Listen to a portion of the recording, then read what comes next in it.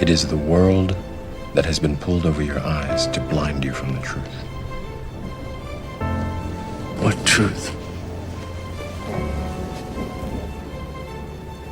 That you are a slave, Neo.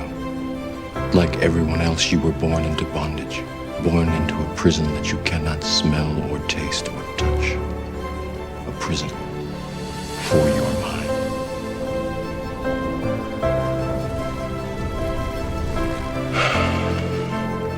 Unfortunately, no one can be told what the Matrix is.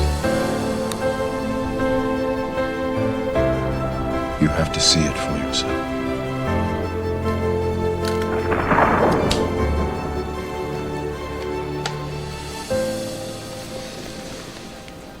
This is your last chance.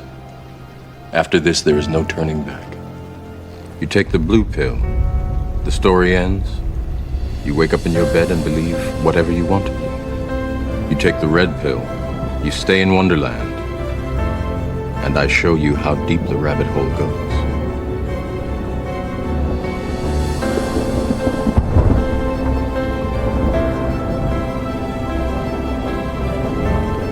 Remember, all I'm offering is the truth, nothing more.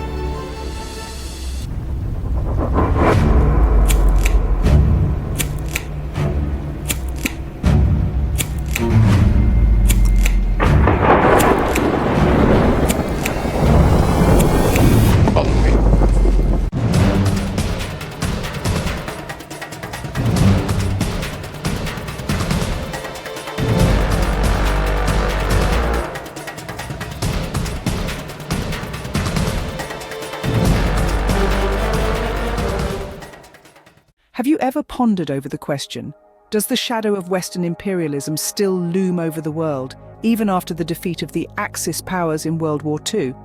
Let's unravel the answer. Post-World War II, the world witnessed an intense power struggle. The Western powers, primarily Britain and the United States, were at the forefront, driving an agenda that was draped under the guise of anti-communism. It was not just a political ideology, it was a tool, a smokescreen to veil their covert operations and propaganda campaigns. Their prime target, the Global South. The Cold War era, often touted as a fight for democracy, was indeed a strategic move by these Western powers to expand their control and dominance through perpetual war and intervention. They justified their actions as a necessary defense, an argument that has indoctrinated many. But what lay underneath was a darker reality, a hidden push for global domination, militarily, culturally, and economically.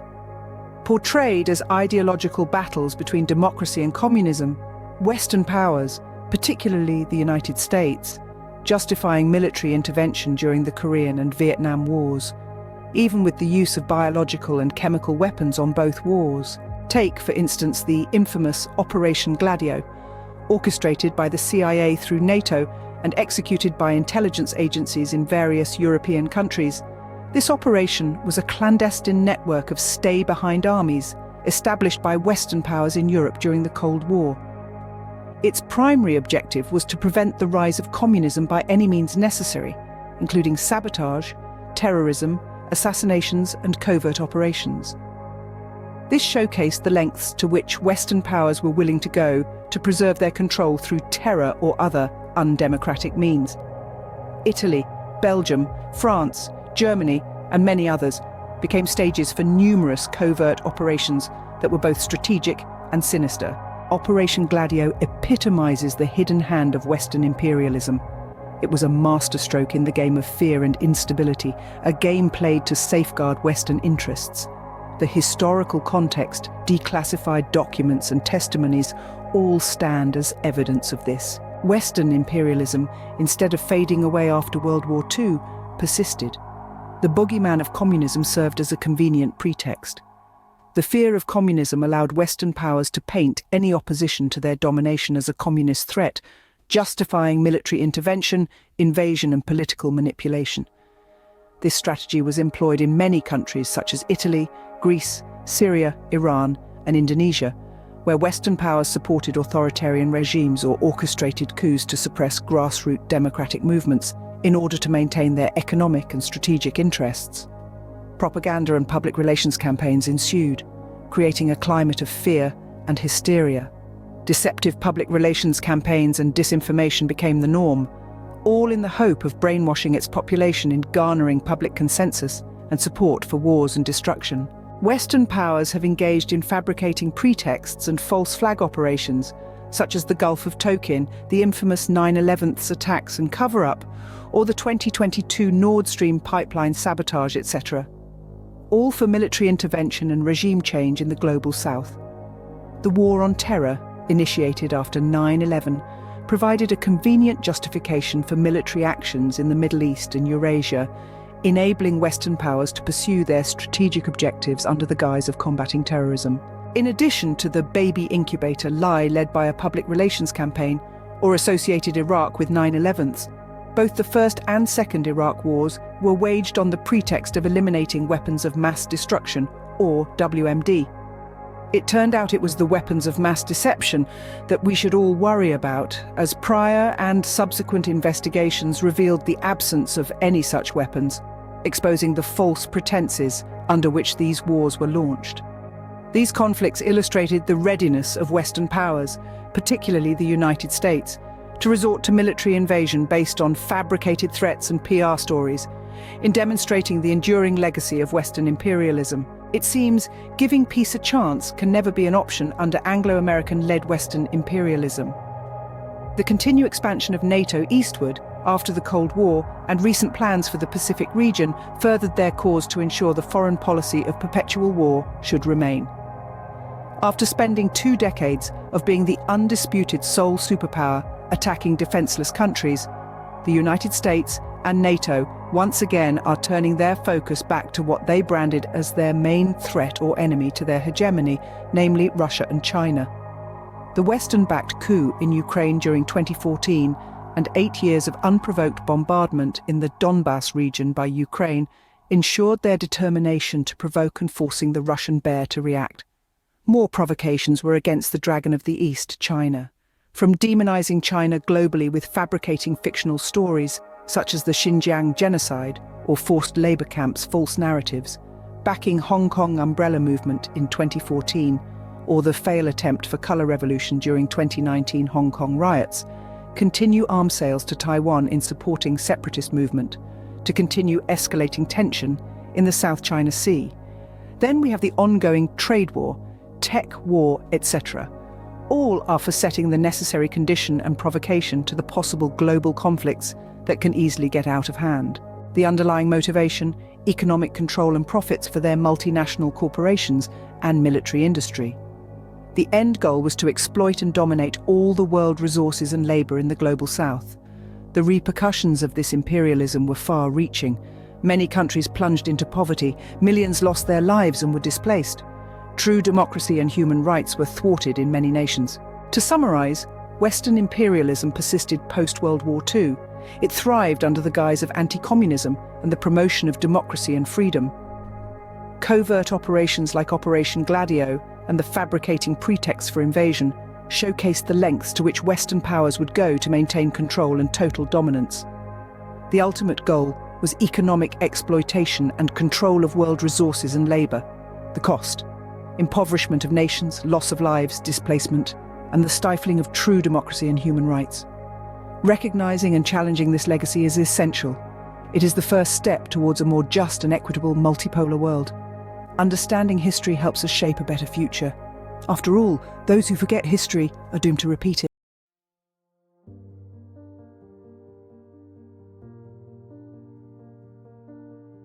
A pioneer of modern propaganda was this man, Edward Bernays. Bernays invented the term public relations. He wrote, "The intelligent manipulation of the masses is an invisible government which is the true ruling power in our country." He was part of a secretive group called the U.S. Committee on Public Information, set up in 1917 to persuade reluctant Americans to join the war in Europe. Edward Bernays and Walter Lippmann go to Woodrow Wilson and say, look, man, if you're going to enter into this war, we are going to need to sell this war to the American people. And so Wilson institutes and creates the the first modern propaganda machinery. It was actually quite brilliant in its conceptualization, so that the best way to persuade people is to grab them by their emotions, by their unconscious and instinctual urges. Let's not bother with pumping out facts. Let's scare the hell out of people. John Barber is the director of the documentary American Media and the Second Assassination of John F. Kennedy. He joins me now from Las Vegas to discuss how the CIA has been infiltrating mainstream media for decades to spy on journalists and control what we hear and see. In your documentary film, you talk about a CIA program called Operation Mockingbird or Project Mockingbird. When did this operation start and what was its goal? It began shortly after the inception of the Central Intelligence Agency. And to tell you how smart Jim Garrison was, in 1967, when he arrested Clay Shaw, he announced that he had solved the crime. And indeed, he had solved the crime. Not only did he investigate the crime, he investigated the origins of the CIA. And he says on camera, in the 10 years that he following the Clay Shaw trial, which he lost. He only lost part of it. He won part of it, which the media will never tell you about, and we'll get to that. But what happened is he investigated the CIA and the reasons for its development. He said Russia was never a threat to America because it lost 25 million people. And what was a threat was peace. The peace that was it was disrupting the military-industrial complex's profits. So they created the CIA, Garrison says, to create a new foreign policy which would put us into a state of perpetual war, where we are now. Gore Vidal predicted it, and so did George Orwell predict it. Project Mockingbird was begun in the middle 50s and overseen by Allen Dulles, who was head of the CIA, and their purpose, announced purpose, was to infiltrate all of American media for the purpose of creating and changing our minds about peace and developing a permanent war policy. The first fake war was a Cold War with the Soviet Union, according to Garrison. The second fake war that you're well aware of course, was the fake Gulf of Tonkin resolution that got us into Vietnam, and then later, the fake weapons of mass destruction, which got us into Iraq. Politicians were about to turn to Anna Freud's cousin, Edward Bernays, for help in a time of crisis. He was going to manipulate the inner feelings and fears of the masses to help America's politicians fight the Cold War. At this point, Edward Bernays was living in New York. In the 1920s, he had invented the profession of public relations and was now one of the most powerful PR men in America. He worked for most of the major corporations and advised politicians, including President Eisenhower. Like his uncle Sigmund, Bernays was convinced that human beings were driven by irrational forces. The only way to deal with the public was to connect with their unconscious desires and fears. Bernays argued that instead of trying to reduce people's fear of communism, one should actually encourage and manipulate the fear, but in such a way as it became a weapon in the Cold War. Rational argument was fruitless. What my father understood about groups is that they are manipulable, they're malleable, and that you can tap into their deepest desires or their deepest fears and use that to your own purposes. I don't think he felt that all those publics out there had reliable judgment, that they very easily might vote for the wrong man or want the wrong thing, so that they had to be guided from above. The institutions of power, which are penetrated and attempts are made to manipulate them, are the political parties, the security services, the military institutions, the trade union organizations especially, the youth and student movements, cultural organizations, professional societies, and in a very big way, the public information media. We need powerful radio stations abroad, operated without governmental restrictions, to tell in vivid and convincing form about the decency and essential fairness of democracy. The crusade for freedom will provide for the expansion of Radio Free Europe into a network of stations. They will be given the simplest, clearest charter in the world. Tell the truth. Radio Liberty was funded entirely with CIA funds, I think, from the very beginning up until 1971 and 1972. Radio Free Europe was supported in part by the Crusade for Freedom and later the Radio Free Europe Fund. No one really knew that it was funded by CIA. When I say no one, obviously some persons did. I'm not sure. When I personally found out, it was fairly early. Support for CIA during the 1950s was certainly considered patriotic. I thought that it was a matter of real concern that planted stories intended to serve a national purpose abroad came home and were circulated here and believed here, because this would mean that the CIA could manipulate the news in the United States by channeling it through some foreign country. Now, we're looking at that very carefully. Do you have any people being paid by the CIA who are contributing to a major circulation American journal?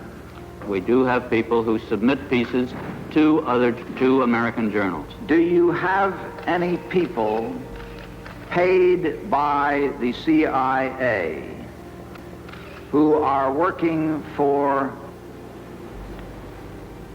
television networks? This, I think, gets into the kind of getting into the details, Mr. Chairman, that I'd like to get into in executive session. At CBS, we had been contacted by the CIA. As a matter of fact, by the time I became the head of the whole news and public affairs operation in 1954, certain relationships had been established, and I was told about them and asked if I'd carry on with them. Do you have any people being paid by the CIA who are contributing to the national news services, AP and UPI? Well, again, I think we're getting into the kind of detail, Mr. Chairman, that I'd prefer to handle in executive session. I think it was entirely in order for our correspondents at that time to make use of CIA agent chiefs of station and other members of the executive staff of CIA as sources of information which were useful in their assessments of world conditions. Would you say that continues today? Well, I would think probably for a reporter it would continue today, but because of all of the revelations of the period of the 1970s, it seems to me that a reporter has got to be much more circumspect in doing it now, or he runs the risk of at least being looked at with considerable disfavor by the public. I think you've got to be much more careful about it. In the early 1970s, Carl Bernstein and Bob Woodward blew the lid off the Watergate scandal, exposing the secret and illegal activities of President Nixon and his administration. In 1977, Carl Bernstein blew the lid off another government scandal known as Operation Mockingbird. Bernstein published the article in Rolling Stone outlining how America's most powerful news media worked with the CIA to create propaganda and mislead the public. Now, according to CIA documents, for 25 years, more than 400 American journalists secretly carried out assignments for the Central Intelligence Agency. Some people did this in exchange for money, while others did this voluntarily. Among the participants were Pulitzer Prize-winning journalists and even famous correspondents. Assignments included intelligence gathering, publishing agency press releases as stories, shaping other stories, and even planting false information with foreign officials.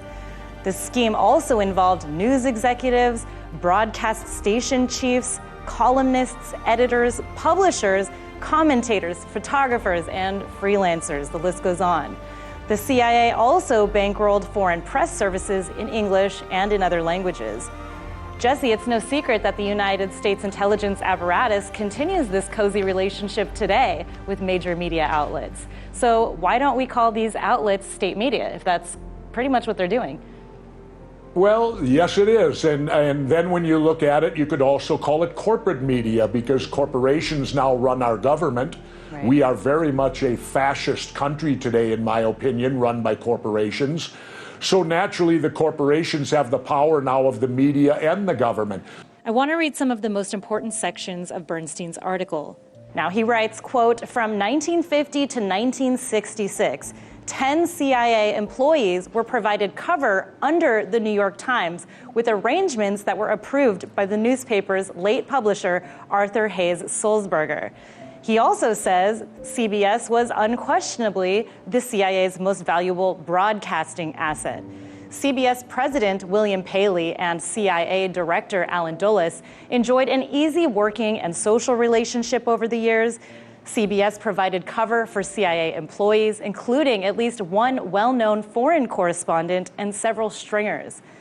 It established a formal channel of communication between the Washington bureau chief and the agency, and allowed reports by CBS correspondents to routinely be monitored by the CIA. Correspondents even joined the CIA hierarchy for private dinners and briefings. Now, other compromised outlets named in the article are vast. This includes Newsweek, ABC, Time Magazine, The Washington Post, NBC, New York Herald Tribune, Saturday Evening Post, Hearst Newspapers, the Associated Press, Reuters, the list goes on. Jesse, even with all this evidence laid out, the Senate Intelligence Committee never questioned any of the people named or listed in these CIA files. Top agency officials convinced the committee to stop looking into the matter and even downplayed how large of an operation this was. What does this tell you? It tells you they don't want to know, they don't want you to know that the CIA and our government and whoever pulls their strings are completely educating you. You are not hearing two sides of the story ever. You are hearing only their side of the story, which is always pro-war. And so that's how we've turned into this war country, this war empire, this war economy. And, you know, it's ridiculous, Brigida, that we've allowed this to happen, and the mainstream media of the United States of America should hang its head in shame, because they're supposed to be the fourth branch of government, and they are not. At any one time, down in Ecuador, we had on our payroll or in an intimate working relationship with our station, one vice president, a president of the Chamber of Deputies, a president of the Senate, a vice president of the Senate, a number of senators, a number of deputies, the Secretary General of the Democratic Socialist Party. We even created a party down there which we called the Popular Revolutionary Liberal Party, which would appeal to a lot of different people. We had extensive propaganda operations during this period also. The outstanding liberal columnist of the country, Gustavo Salgado, who wrote for El Comercio, which was one of the principal dailies, under pen names, working for us, writing up our material and publishing it as if it were his own.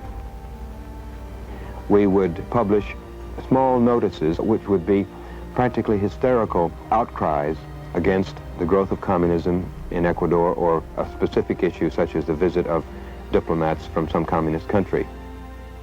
Our participation consisted in creating the conditions of fear and at times hysteria with regard to the growth of the left-wing political organizations in Ecuador, such as the communist organizations, and the fear with regard to the influence of the Cuban Revolution. I've been a journalist for about 25 years, and I was educated to lie, to betray, and not to tell the truth to the public. War is never coming from itself. There is always people behind it to push for war. And this is not only politicians, this is journalists too. If you see the German media, especially my colleagues who day by day write against the Russians, who are in transatlantic organizations and who are supported by the United States to do so, well, people like me, I became an honorary citizen of the state of Oklahoma in the United States. Just why? Just because I wrote pro-American. I was supported by the Central Intelligence Agency, by the CIA. Why? Because I should be pro-American. I'm fed up with it. I don't want to do it anymore. And your question was, is this only the case with German journalists? No. I think it is especially the case with British journalists, because they have a much closer relationship. It is especially the case with Israelis, of course with French journalists far apart, not that big as with German or with British journalists. It is the case for Australian journalists, for journalists from New Zealand, from Taiwan, from, well, there is many countries in the Arab world, like Jordan, for example, like Oman, the Sultanate of Oman. There is many countries where this happens, where you find people to claim they are respected journalists, but if you look behind them, you'll find they are puppets on a string of the Central Intelligence Agency. Because I don't want this anymore. I'm fed up with this propaganda. We live in a banana republic and not in a democratic country where we have press freedom, where we have human rights. So we are still a kind of a colony of the Americans. And being a colony, it is very easy to approach young journalists through what is very important here is transatlantic organizations.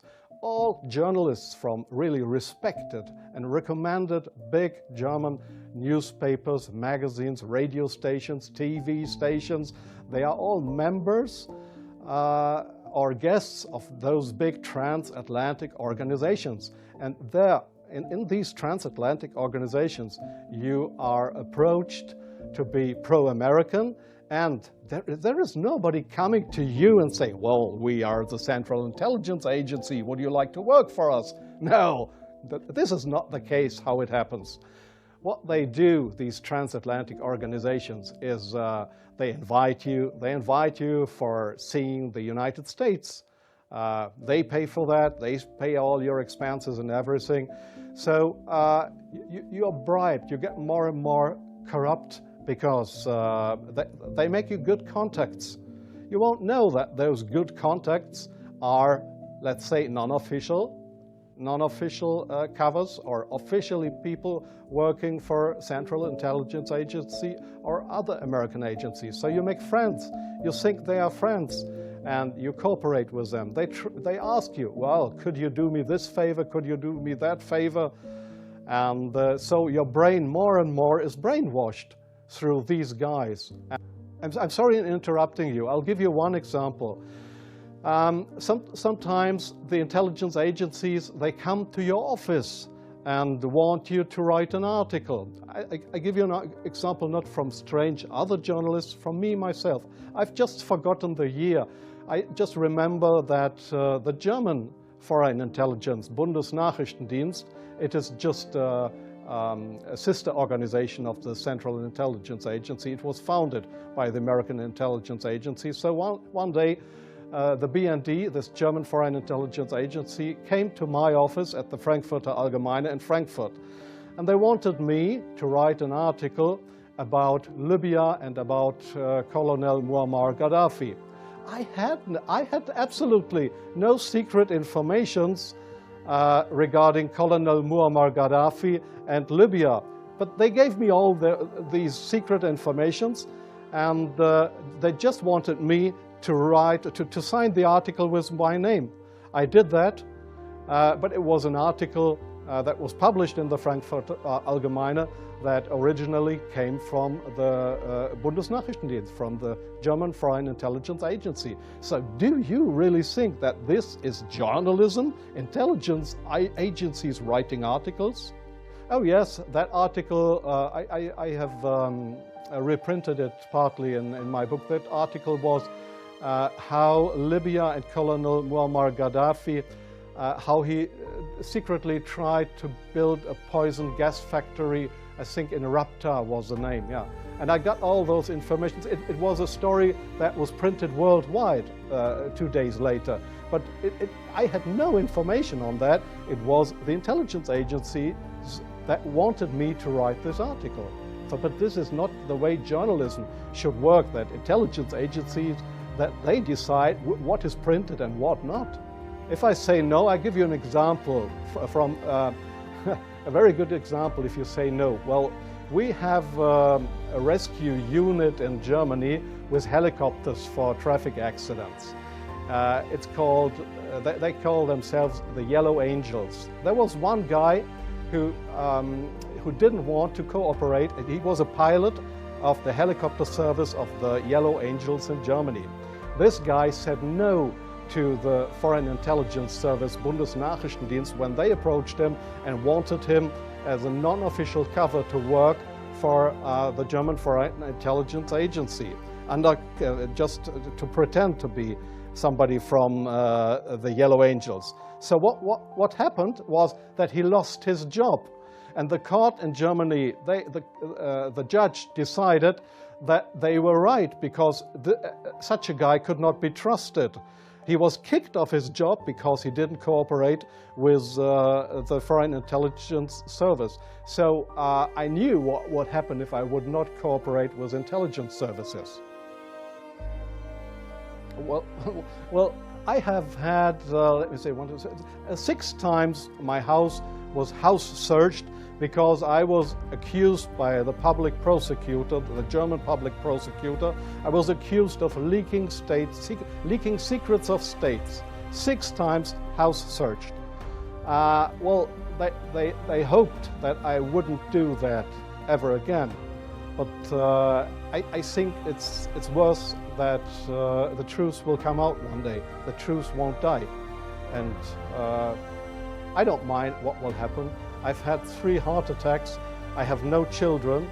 So if they want to bring me to court or to prison, so it's worse.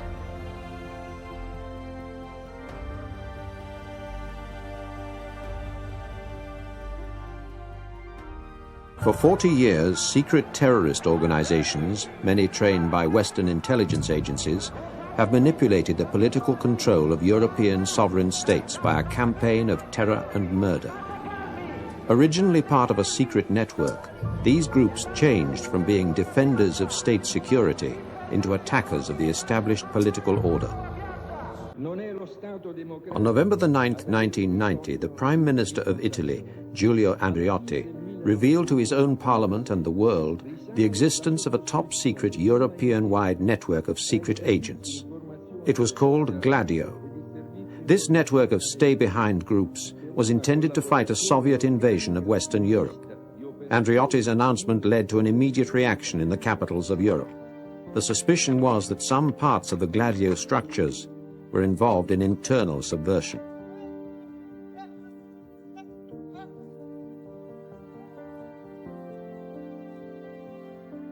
Gladio was a joint brainchild, but its most intense architect was Angleton.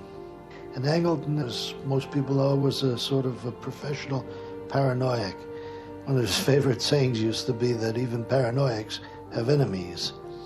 Directives were issued to establish Europe-wide stay-behind organizations along the lines which existed in the final years of World War II in Western Europe. There was an amendment to the NATO protocol, and that amendment was absolutely necessary. You didn't get in the door unless you signed. And what was in that amendment was the agreement of the government not to prosecute right-wing activists, right-wing activities, anti-communist activists in their own countries. In 1948, I was a special agent with CIC, that's our counterintelligence corps in occupied Germany. I was stationed in Augsburg, and as such, since I spoke fluent German, I was assigned to handle a network of German informants Among them was Klaus Barbie. And Klaus Barbie was later on, I discovered that he was wanted for murder by the French, and that I reported this to my superiors, and they told me to keep nice and quiet. He's still valuable. When he's no longer valuable, we'll turn him over to the French. I thought that I was going to get a promotion when I told them about Barbie, and they told me to keep quiet. Colonel Gunther Bernau was an agent, an informant working for the military intelligence in Stuttgart. We had provided him a home, a safe house in Ludwigsburg, and there I met him 3 times a week. He was certainly a very strong Nazi. I sat in his office one day and opened his album of pictures from the war, and in the middle of the album it showed a nice picture of Adolf Hitler. Several other high-ranking SS officers who came to visit him in his safe house that we had provided. And he told me that if for any reason he needs help, by one telephone call he could contact 200 former SS leaders from Hamburg to Munich. I remember him taking me to one particular spot which we uncovered and dug it out, and there were rifles, small arms, grenades, all nicely wrapped in cosmoline, and he said, we have thousands of these all over the country. And that sort of made me a little suspicious, and I reported this, and they said, well, we know this. They're all working for us in case the communists come across the Iron Curtain. A former general, SS general, Paul Hauser, was a frequent visitor at Bernau's house, and they worked together hand in glove about certain programs which we didn't know anything about, and I wasn't even asked to find out more about it. Somebody above me must have been running this network already at that time.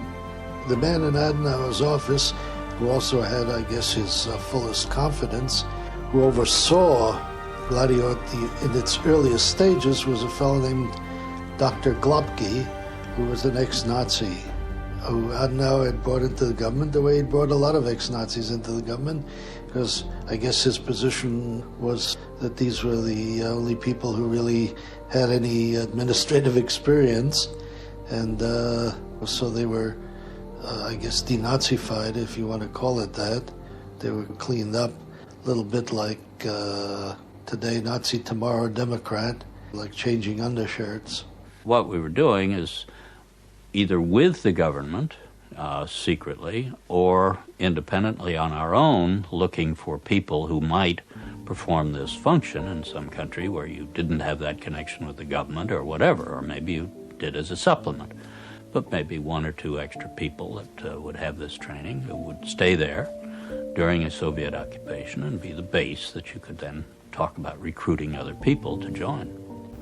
The great burning question at the end of the war was how the United States was going to avert a return to the great unemployment of the Depression period of the 1930s. The CIA comes into this because the political forces in Western Europe after World War II that were prevailing had been the backbone of the resistance to fascism, and they were the left-wing political parties, principally the communist parties, especially in France and Italy. These parties, knowing that the reconstruction of their economies would bring economic and political dependence on the United States, opposed the Marshall Plan.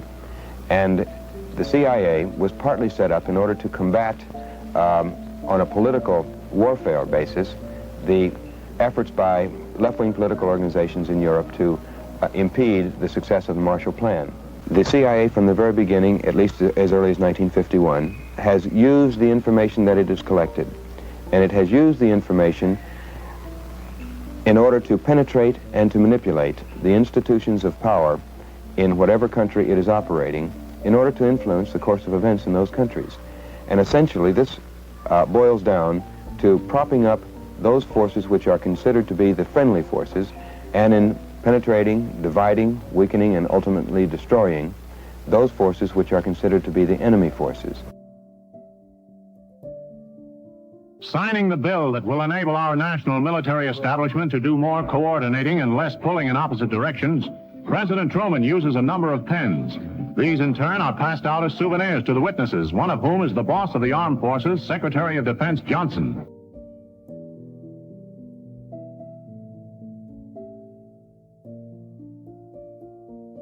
In 1947, during a general strike, the communist unions were about to take over France.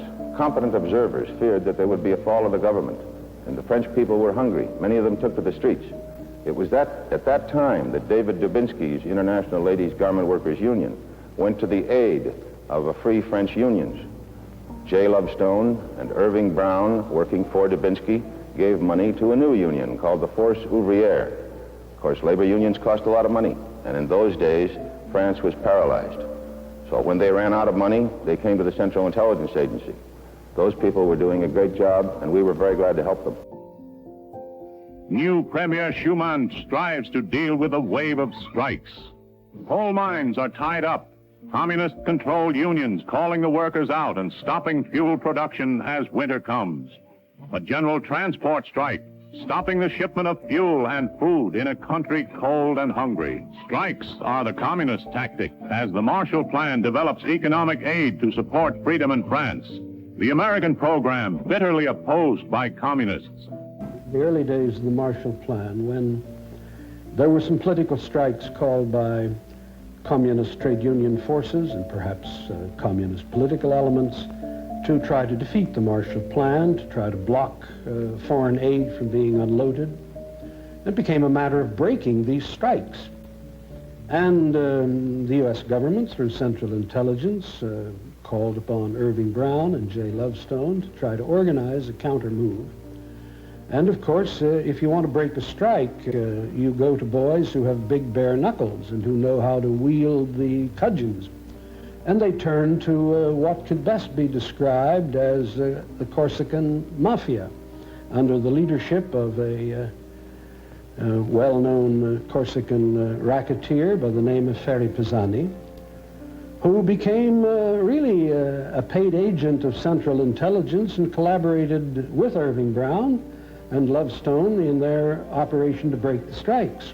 Top secret.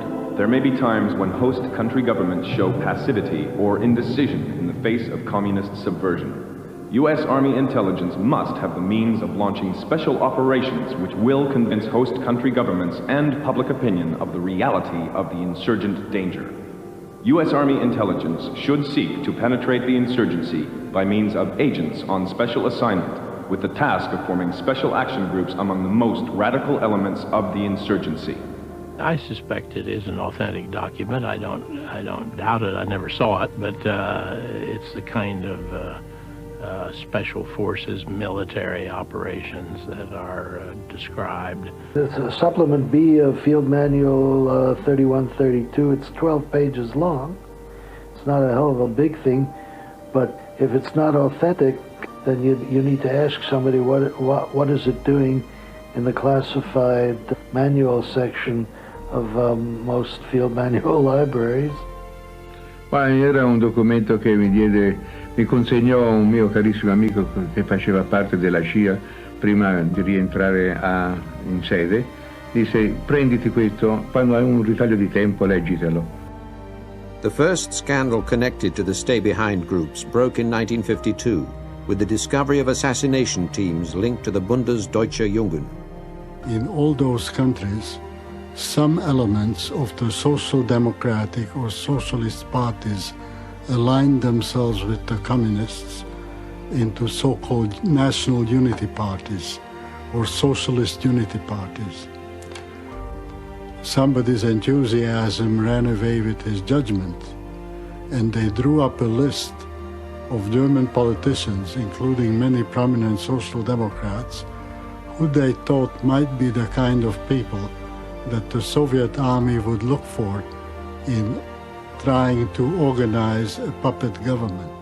When the story broke, there was a considerable flap, and it was deemed desirable that General Truscott should personally explain to the people involved what had happened. From the beginning, Gladio was really divided into two spheres of influence, British and American, because the original agreement between Sir Stuart Menzies and the ex-OSS people, Wisner and those, had foreseen that the British would retain their sphere of influence in the countries that were traditionally British, such as the Netherlands, Belgium, Portugal, Spain, and the United States had very little to do with those. We'd see, or rather I would see, documents having to do with that, but if anything needed to be done, I would have to contact somebody who had that responsibility in DI6. Only those who were friendly to American aims and policies were made aware of this. Any political leader who was inimical or was untrustworthy knew nothing.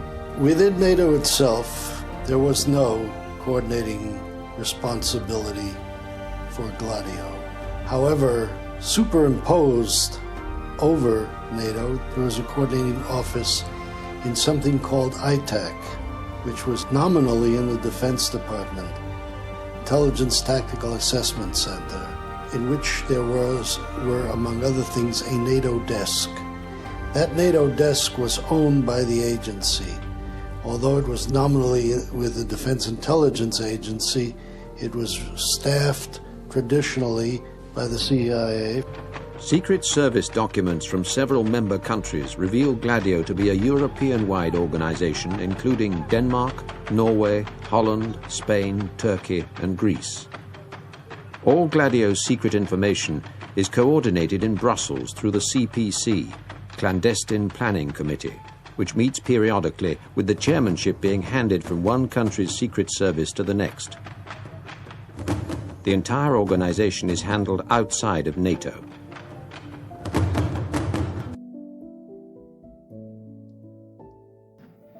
The Italian election campaign at the crisis. Premier De Gasperi calls for votes to defend freedom and beat communism. And he champions America's Marshall Plan. Communist leader Togliatti in Rome hurls pro-Soviet, anti-American propaganda at an election campaign gathering of Italian Red. To combat the communist peril in the Italian election, the Pontiff of Rome repeatedly urges the people to vote against the Reds.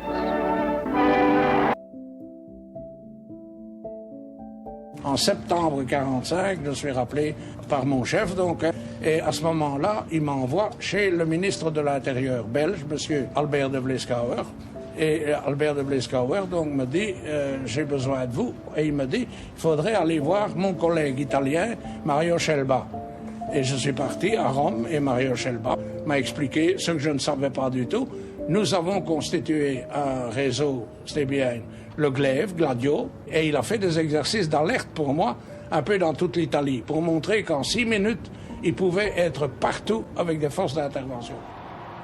Le problème italien n'est à comparer à aucun autre, parce que pour eux, le danger principal, numéro 1, c'était pas l'armée soviétique, c'était le danger intérieur du communisme italien qui avait, je crois, 40% des voix aux élections précédentes. Et c'était de ça que Scelba avait peur. Et c'est pour ça que lui avait des dépôts d'armes et des équipes d'intervention.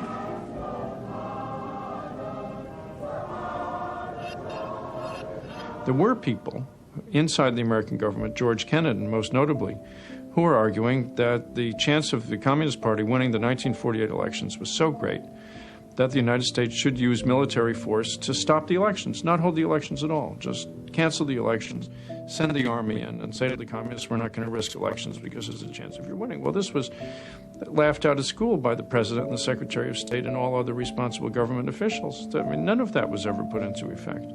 And the United States said, okay, well, we'll run the elections and we'll compete in the elections. General Marshall and James Forrestal and Allen Dulles all realized that in 1948 it was an absolutely critical moment, and that the United States didn't have, they had an intelligence service which was quite new and young. It could collect intelligence, it could have counterintelligence, it could do everything, but it could not carry out a covert operation. There was no charter for it. And so that was remedied quite rapidly in 1947-48. Gladio fu costituita nel 1948 credo era operativa già alla fine dell'anno. Era stata composta con una grossa metodicità di scelta di persone, che molte persone provenivano dalle file dei legionari della guerra di Spagna e molte venivano anche dalle file della Repubblica fascista di Salò, gente che sapeva maneggiare molto bene le armi, squadre di 9 persone di cui c'erano 2 capi per ogni squadra, perché conosceva, alcune dovevano conoscere dove c'erano i depositi di armi, i depositi di viveri e anche qualche deposito dove c'erano dei denari. There was no need for Gladio to be activated in Italy in 1948. The CIA's first major covert operation succeeded without it. Large sums of money to political parties helped the Christian Democrats defeat Palmiro Togliatti and the Communists. Earlier there had been an attempt on Togliatti's life. It's never been discovered who was behind this, but the Italian press declared that it was the work of a madman. After the war, a rather powerful communist party arose, having, I think, 21 members of parliament, which was unique in Belgium. It never happened before. And given the international context of communism, right-wing people were, of course, afraid of what they called communist danger in Belgium. Julien Lahaut was honorary president of the Belgian Communist Party, which doesn't mean he was the most powerful man in the party, but he was a symbol for workers' action. He was arrested by the Germans and liberated in 1945, and at that moment was appointed honorary president. He was also the man who, at the beginning of August 1950, when Prince Baudouin, who is now king of the Belgians, took his oath, Lahaut was the man who cried in the parliament, "Vive la République."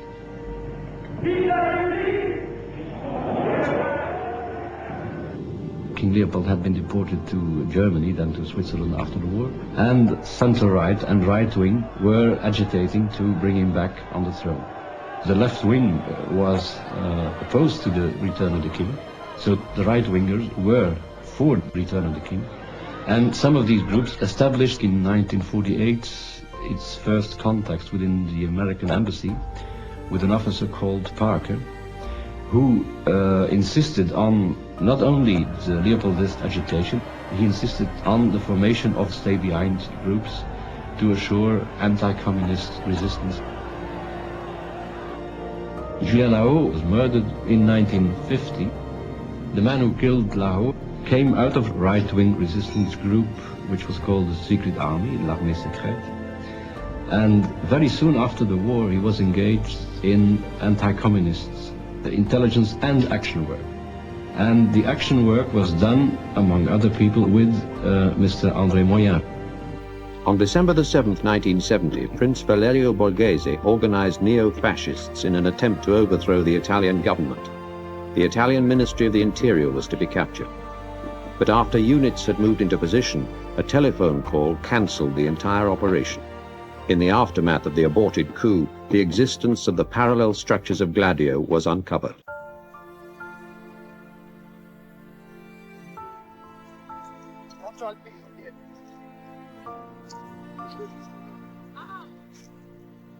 In 1980, a bomb exploded at Bologna railway station, which killed 86 people. 6 years later, an official report revealed the existence of an invisible government in Italy, run by the state secret services and groups of political terrorists. It also identified a secret military and civilian organization under which neo-fascist groups were allowed to commit atrocities against civilians for political motives.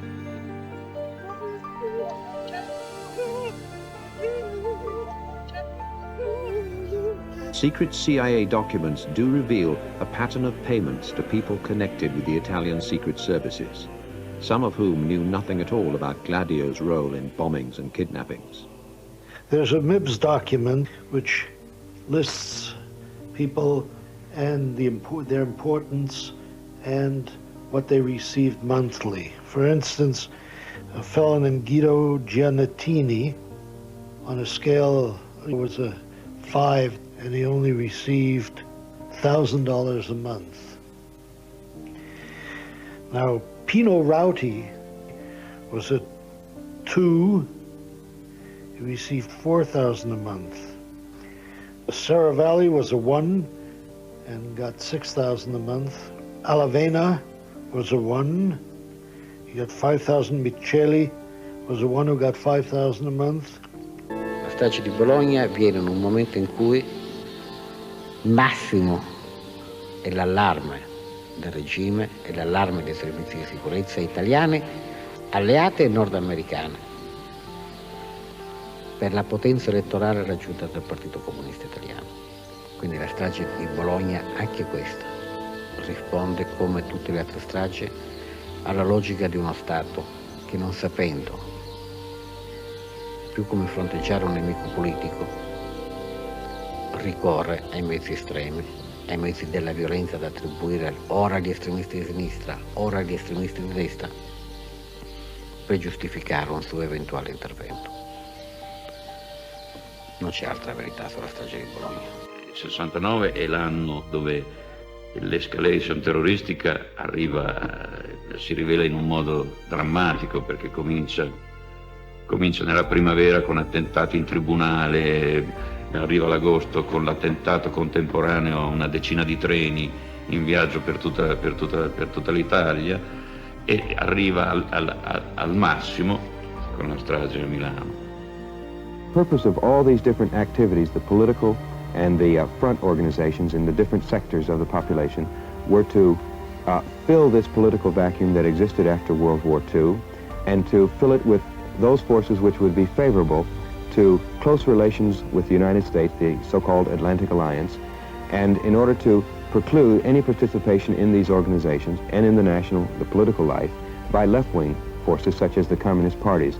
It was to shove them aside and to isolate them so that development of Europe for as many generations as possible could be brought under the control of those forces which are friendliest to the United States and to the interest of our corporations, which were moving in part and parcel with the reconstruction of Europe after World War II.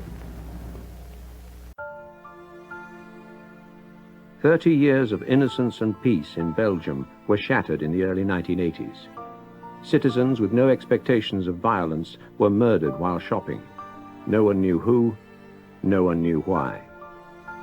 Some suspected that right-wing elements in the secret services had penetrated left-wing groups and had even killed their own police to deflect attention from themselves. The suspicion was never proven, but nor did it ever go away. My name is Martial Lequeux. I used to be with the Belgian Gendarmerie. I left Belgium in August '84 after precise death threat against my kids. In beginning of December 1983, I did go personally to the BSR who were doing the investigation about the killing. I was surprised that no arrest had been made, and I knew that I did report myself what was going on, and we were expecting killing like that. Random killing, going to supermarket and killing people, and even kids. I believe they killed about 30 people. So I told the gentleman I met, do you realize member of the Gendarmerie or the Army are there involved in that? His answer was, shut up, you know, we know, take care of your own business, get out of here.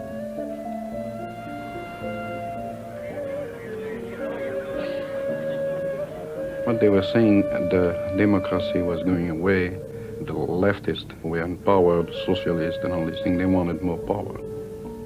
The guns they were using were coming from the far right wing, and that's exactly what we did planned. It's to organize gangs and groups like that and let them go by themselves, but make sure they will survive and make sure to supply them, and, you know, just to create a climate of terror in a country. After 4 years of random killings and hold-ups, the Brabant Wallon killers vanished. Then, after a year of silence, a phone call led police to a sack in a Belgian canal.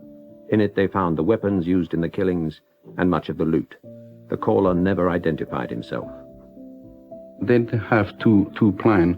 The first one was to organize gangs to do hold-up hostage, and killing. The second one was to organize a so-called left movement who will do a terrorist attempt, just to make the population believe that these terrorist attempts were done by the left. In Belgium, as in the rest of Europe, the 1968 student revolts in Paris, Brussels, Frankfurt and Milan led to the emergence of armed leftist action groups. The Red Army faction, Baader-Meinhof, Action Directe, and the Red Brigades, Le Brigate Rosse. On March the 16th, 1978, the Italian left-wing terrorists kidnapped the former Italian Prime Minister, Mr. Aldo Moro. On that day, the Italian Parliament was about to debate the inclusion of the Italian Communist Party in a government of national unity for the first time since 1948. Aldo Moro had long believed that this was the only solution for political stability in Italy.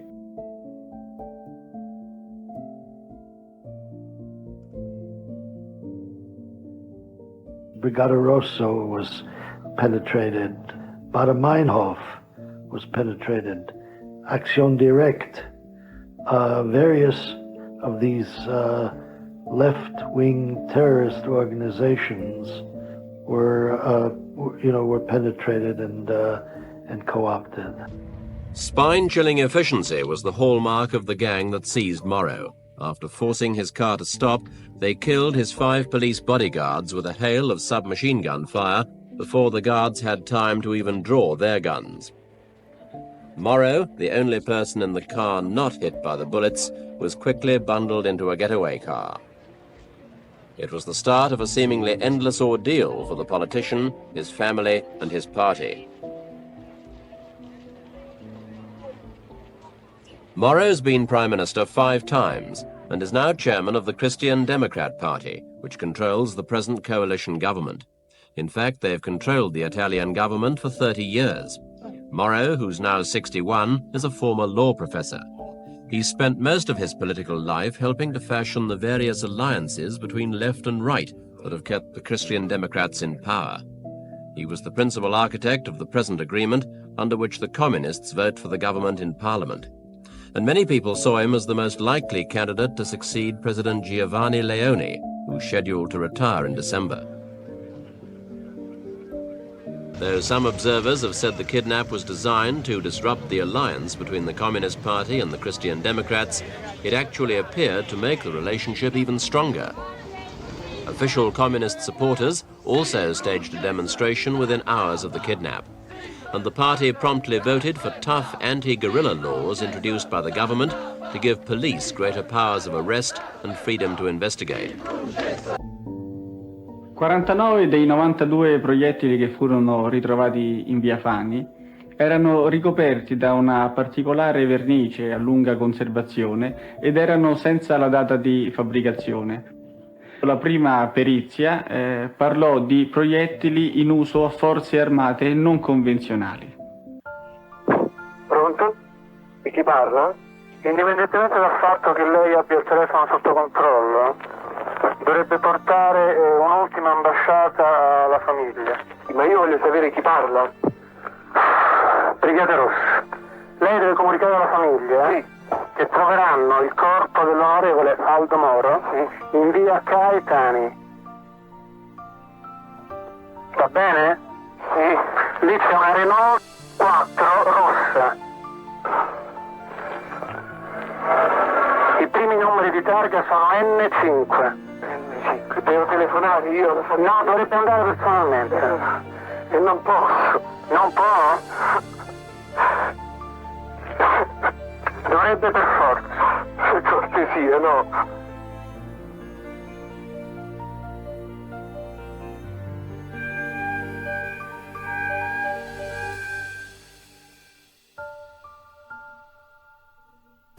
Sia mio marito, quando era ancora vivo, sia altre persone mi hanno detto che con precisione aveva, forse da dopo il 75 in avanti, forse un pochino dopo il 75, ecco, non le saprei precisare la cosa molto. Gli era stato detto che questo suo tentativo di voler portare tutte le forze politiche a collaborare a livello di governo per il bene del Paese era una cosa che non era apprezzata da certi gruppi, da certe persone, da certe correnti, e che quindi si guardasse da seguire questo suo pensiero e da insistere in questo suo progetto politico, perché avrebbe pagato caro questa sua cocciutaggine. I cannot accept the disgraceful and ungrateful decision taken by the Christian Democratic Party. I will not absolve, nor will I exonerate anyone of their responsibility. No political or moral reason impels me to do so. My own cry joins that of my family, themselves wounded to death, and I hope that their cry will be heard independently. I don't believe the Christian Democratic Party has solved their problems by liquidating Moro. Because of this clear incompatibility, I request that at my funeral there be no one present representing the Italian state and no one from the political party. I ask to be accompanied by the few people who have really wished me well, those therefore that are worthy of accompanying me with their prayers and with their love. Kind regards, Aldo Moro.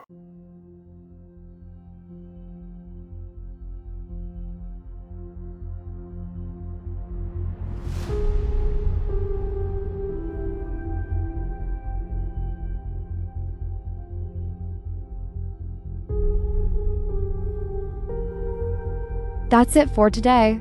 Please don't forget to subscribe, thumbs up, share with all your friends, and support our work via Buy Me a Coffee. You can find the link from the channels about links or under the description of this video. It takes a lot of work, time, resources, and extensive research to make this kind of independent work possible. We will leave you with one of our favorite clips. So thank you and see you all next time. What's the cadet motto at West Point? You will not lie, cheat, or steal, or tolerate those who do. I was the CIA director. We lied, we cheated, we stole. It was like we had entire training courses. It reminds you of the glory of the American experiment.